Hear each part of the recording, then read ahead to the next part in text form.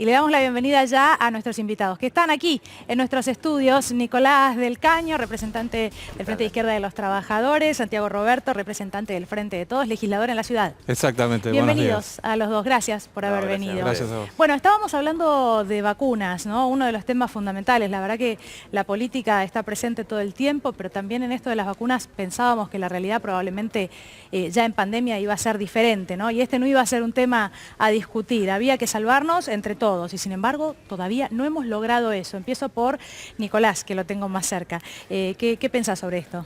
No, bueno, nosotros siempre hemos planteado desde el primer momento, cuando tuvimos la primera reunión con el presidente Alberto Fernández y los presidentes de bloque el 17 de marzo, si no recuerdo mal, del 2020, que Argentina tenía que poner todos los recursos para avanzar en la producción propia de vacunas y al mismo tiempo reclamar la liberación de las patentes, ¿no? Eso, bueno, ahora se ha planteado inclusive por parte de Biden, ¿no? Sí.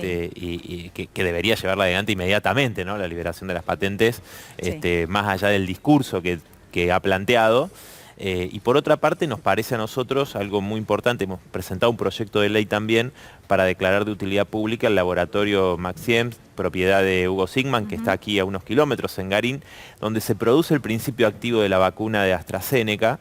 Y de las 22.400.000 vacunas que Argentina ya pagó una parte importante, el 60%, no nos llegó ninguna cuando deberían haber llegado ya millones de dosis a la Argentina y a otros países de América Latina, ¿no? Entonces nosotros hemos propuesto que se declare de utilidad pública para que se fraccione y se envase ese principio activo aquí en la Argentina, Sí. se acelere la vacunación en nuestro país y también en otros países de América Ahora, Nicolás, Latina. mira, ahora le voy a preguntar a Santiago, pero esto es algo que siempre quiero preguntarles, ¿no? A quienes son oposición hoy, porque es verdad, es muy interesante lo que ustedes proponen, pero por parte de la oposición hubo muchas críticas al proceso de vacunación, pero en ningún momento hubo una manifestación conjunta para pedir que las vacunas que están en Estados Unidos, por ejemplo, regresen rápidamente a la Argentina. Y eso hubiera sido tal vez muy interesante, en paralelo con la crítica, ¿no? Pero digo, ¿por qué no? Nosotros de hecho hemos planteado una propuesta, o sea, esto es una propuesta, un planteo, un proyecto de Sí. ley, es una propuesta para avanzar Pero es otra inmediatamente. cosa.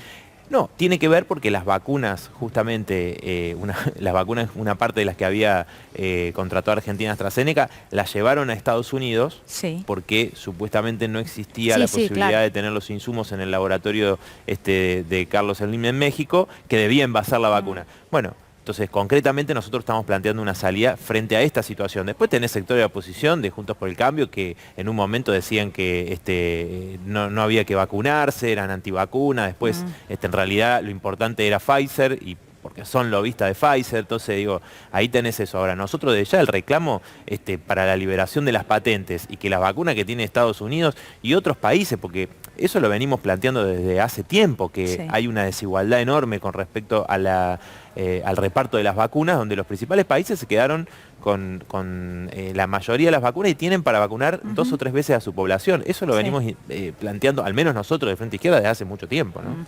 ¿Y cuál es la mirada para ambos respecto de lo que comunicó el expresidente de la Nación, de su decisión de vacunarse en Miami? No, bueno, me parece que muestra una vez más que no se le puede creer a Macri, ¿no? O sea, él había dicho que se iba a vacunar después de que todas las personas de riesgo y el personal esencial estuviera vacunado. Y bueno, después aparece con esta vacunación en Estados Unidos, Sí. que demuestra eso, ¿no? Demuestra las mentiras. Digo, no, creo que mucha gente se acuerda de lo que prometió en la campaña electoral del 2015 y lo que después hizo en su gobierno, ¿no? Recordemos, la pobreza cero, en realidad significaron 4 o 5 millones de personas más que cayeron por debajo del límite de la pobreza, bajo su gobierno. Dijeron que iban a terminar con la inflación y terminaron con la inflación más alta en 30 años. Digo, me parece que podríamos seguir, digo, con todas las promesas incumplidas o que los trabajadores que pagaban el impuesto a las ganancias no lo iban a pagar más. Sí. Y sin embargo, más trabajadores pagaron impuesto a las ganancias. Bueno, todo lo que significó el brutal ajuste del gobierno de Mauricio Macri. Pero bueno, me parece que esto es una muestra más, ¿no? En estas falsas promesas, que no es privativo tampoco de Macri o de Cambiemos, ¿no? Recordemos también, mucha gente que votó al Frente de Todos lo hizo con la expectativa de sacarse de encima a Macri y de mejorar su situación. muchas de esas promesas no fueron cumplidas tampoco por el gobierno del Frente de Todos. Les pregunto por el acuerdo con el Fondo Monetario Internacional, bueno, en realidad las negociaciones en medio de esta gira del presidente de la Nación, y sabemos que, a ver, es urgente, probablemente más ayuda social haría posible que mucha gente se pueda cuidar de una mejor manera, ¿no? Si bien ha sido mucha la que se ha recibido o se ha destinado acá en la República Argentina durante todo este tiempo, pero ¿qué mirada tienen sobre eso? ¿Qué es lo que creen que va a pasar o que debería pasar con el acuerdo con el fondo?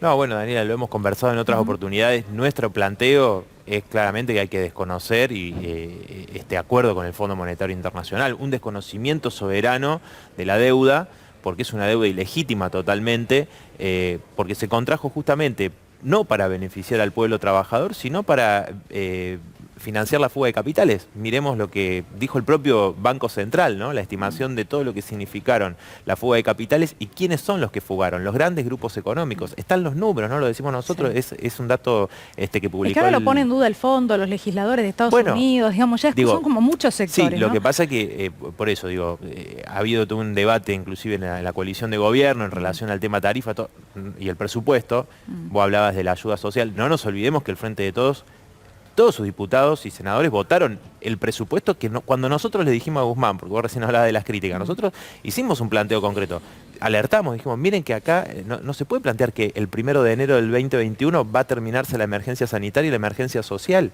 Entonces, ¿por qué eliminaron el IFE del presupuesto? ¿Por qué? Bueno, porque hay condicionamientos que son los condicionamientos del Fondo Monetario Internacional. Bajo esa bota del FMI y de los acreedores extranjeros, con esta deuda es imposible salir de la decadencia, del atraso, de la dependencia. Vamos a un círculo vicioso, ¿no? Que se perjudica obviamente el pueblo trabajador. Por eso nosotros planteamos un desconocimiento soberano de la deuda como una de las primeras medidas fundamentales para iniciar un camino a favor de las grandes mayorías.